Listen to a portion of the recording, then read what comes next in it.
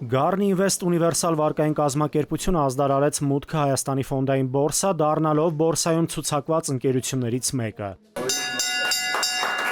Մուտքը խորհրդանշող ավանդական զանգի հնչեցման արարողությամբ մեկնարկեց պարտատոմսերի բորսայական շրջանառությունը, ինչպես նաև ընկերության գործունեության նոր փուլը կապիտալի շուկայի միջոցով զարգացման եւ աճի ճանապարհին։ Ընկերության բարեհաջող մուտքին կապիտալի շուկա աջակցեց Արարատ բանկը։ Առաջի փորձը հաջողված էր, որովհետև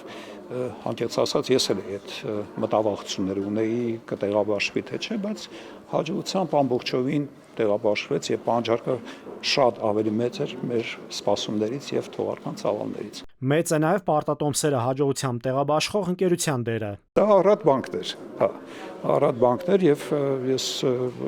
շատ լավ համագործակցություններ, ես նաեւ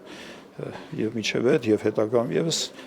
տեղ ունեմ շնորհակալություն ասելու այն կոնկրետ մարդկանց, որ Արարատ բանկի աշխատակիցներին, որ մեզ օժանդակեցին, օգնեցին եւ նպաստեցին հաջող տեղաբաշխմանը։ Սա շատ գովելի է, ողջունելի է, նամանավանդ հաշվի առնելով այն փաստը, որ հանրությունը արդեն սկսել է ներգրավել կապիտալի շուկայի մեջ եւ տարբերակում է բանկային ավանդը պարտատոմսից,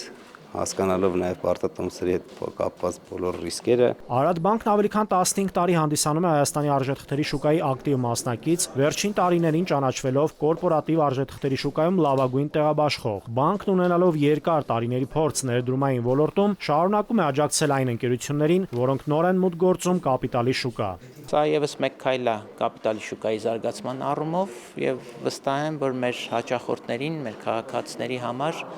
ներդրումների այլընտրանքային տարբերակների առկայությունը եւ բազմազանությունը միայն հօգուտ է լինելու եւ մեր